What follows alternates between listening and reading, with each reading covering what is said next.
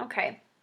I hope you guys are all doing well with all this craziness that's been going on. But the exciting thing is that my presentation is one of the very last ones, and then we're pretty much done with this semester. Yay! So my presentation, I did half of my clinical hours this last semester in pediatrics, and then the other half at a family practice. I chose to do that because I really haven't had any experience as a nurse or in the NP program very much with kids, and so I requested that. So my case review is of a 4-year-old male that came in with his mom for left-sided ear pain that had started a couple days ago. When asked, he also reported a sore throat, and his mom said that he had been feeling feverish, although she had not taken his temperature, and that he had not been eating well. I highlighted on the review system the things that were positive. Everything was negative except for that he did emit fevers, there was pain present in the left ear, and his throat was positive for sore throat. He didn't have any vomiting, diarrhea, constipation, no lesions or skin changes that he noticed, no respiratory issues either. And there was no pertinent medical history. He wasn't taking any medications or had any prior history of anything really. An interesting tidbit to add that can help later with the full presentation is that his brother and sister were also being seen the same day as well. His brother also reported ear pain, and his sister was being seen for a rash related to recent antibiotics. So that's just foreshadowing. On review for the physical exam, the patient appeared normal. The vital signs were normal. Nothing was abnormal that way. Eyes were normal. Although he complained of ear pain, his ears looked perfectly fine. There was no redness, no bulging tympanic membranes, no effusions, no anything.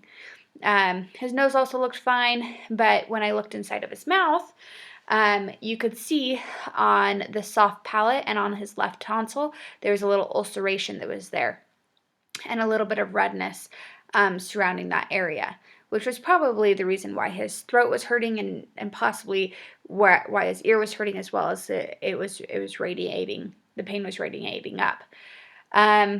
Respiration sounded totally normal. Skin looked totally normal, except there were some bumps and red spots on the plantar surface of his foot that they hadn't noticed, but that we noticed on examination.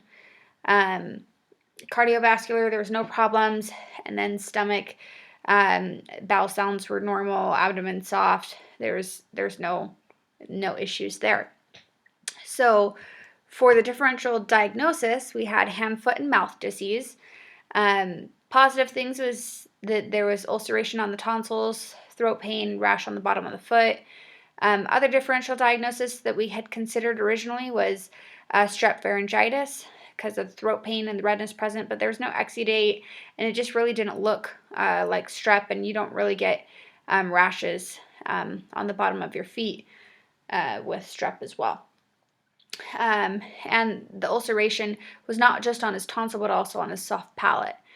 Otitis media was also another one of our differential diagnoses until we looked inside of his ear, and it was completely normal, and so we ruled that one out. Another one is ophthalmos ulcer. I never know if I say that right, but pretty much canker sores. And the positive thing was that there was ulcerations in the mouth. But once again, you don't get rashes on the bottom of the feet, sore throat, ear pain, things like that with the ophthalmos ulcers. And so obviously our diagnosis was hand, foot, and mouth disease. Here's some pictures that I included over here. This is kind of like what his looked like more than anything. There weren't very many bumps or anything like that. This is a severe case right here. Actually something called herpangina. It's the same bug that we'll talk about later. And so these are just some pictures that I grabbed from the internet to kind of give you a picture of what hand, foot, and mouth looks like if you haven't seen it. So the treatment that we said for him was symptom management. The important thing is that they stay hydrated because the ulcers in the mouth can hurt. You can take cold fluids to help with the pain. Also, using salt water to gargle with. Tylenol and ibuprofen is a good choice as well. Don't use aspirin because in kids you can get Ray's syndrome. And then good hand washing, don't share hand towels, kind of preventative measures to prevent other people from getting sick. And then one thing that the provider I was with also said was acyclovir may be used if no improvement. I later looked this up on UpToDate and it said that yes, that may be an option, but evidence is severely lacking, and so they don't really do that. So overall, it's symptom management is how we treat this. So a few things about hand, foot, and mouth disease, just so that you know and have an understanding of, is that usually it presents in the mouth, throat pain, refusal to eat. It can cause fevers and fussiness and abdominal pain, even diarrhea. Usually the ulcers in the mouth are either on the cheek or the tongue, but occasionally it can be on the uvula, lips, and tonsils, as we saw in this patient. And when there's ulcers in the mouth, it's actually called herp angina is the special name for it. The lesions in the mouth usually resolve within 3 to 4 days, and there's complete resolution of all symptoms within 7 to 10 days usually. The rashes on the body are usually located on the hands and feet, but it's important to look kind of everywhere else. In the buttocks, legs, and arms are other places that you can see them. And so we did look in the diaper area, and actually on other patients this semester that I've seen the same thing. They have just had the spots just in their diaper region rather than just on their hands and their feet. And it is super contagious, and so it makes sense why brother and sister, if it hasn't been implied already, both actually had hand, foot, and mouth as well. The brother that had ear pain, and then the sister that had a suspicious rash after doing antibiotics.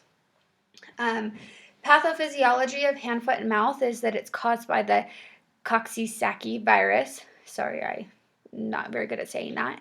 The Coxsackie virus A16 is the most common one. However, there are two kinds, and that's where I mentioned them right here, Coxsackie virus A6 and enterovirus A71. These ones we don't see very often, but they are related to more severe complications that can happen, as talked about down here: paralysis, meningitis, encephalitis, myocarditis. Those aren't things that we really think about happening with hand, foot, and mouth, but if you already have one of these two, your chances of having something like that happen are a lot higher.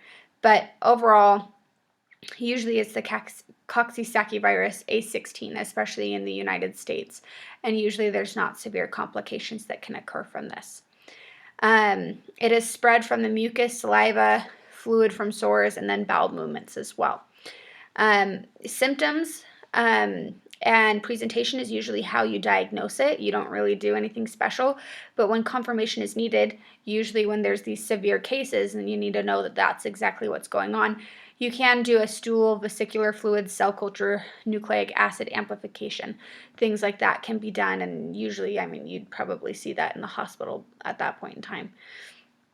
Once again, these complications are very rare, and they would occur with these other two and not with the Coxsackie virus A16 that we usually see. So a few questions that I put together. What is the most common incubation period for hand, foot, and mouth? And this isn't something that we talked about, so this will be a good review to know if you know it or if you don't know it. So 14 days, 2 to 7 days, 72 hours, or 1 to 3 weeks. So it's actually 2 to 7 days. The interesting thing that I want to note, though, is that I did have to research this kind of a lot, because I don't know if any of you guys are doing the Fitzgerald Boards Review book, but in that book it actually says 2 to 6 weeks for this. But then I looked it up in the other book, and then also on UpToDate and the CDC, and the average is 2 to 7 days, and I tried to find anywhere that said 6 weeks, and I really couldn't. So I'm not sure why the Fitzgerald says that, but UpToDate, CDC, everything else says 2 to 7 days. What is the treatment for hand, foot, and mouth disease? Antivirals, aspirin, supportive measures, or amoxicillin? So it is supportive measures, hydration, things like that we talked about before. Once again, you never want to give aspirin with this in kids because it can cause Ray's syndrome, which can lead to severe complications. Next question. How is hand, foot, and mouth disease spread? Airborne, contact, oral, fecal, or droplet? The answer is oral, fecal, or droplet, which is why this is usually seen in the summer and fall a lot with pools. Poop, pools, kids just does not work out very well. And they like ingest the water with all those bacteria, and that's when you see a high rise in all of this, is with things like that. Next question, what time of year, which I kind of just gave the answer away, is hand, foot, and mouth disease most common? Winter, spring, summer and fall, spring and summer. And it is, I actually highlighted that wrong. Ignore that. It's supposed to be C, summer and fall. Question number 5, what is the most common cause of hand, foot, and mouth disease? Unknown viral origin, Coxsackie A16, Coxsackie B13, or adenovirus? And it is the Coxsackie A16 that is the most common cause. So overall, that's the end of my slideshow, but hope you guys have a better understanding of hand, foot, and mouth disease, and hope that you guys are all doing well and that we all do really good on our boards. Thanks.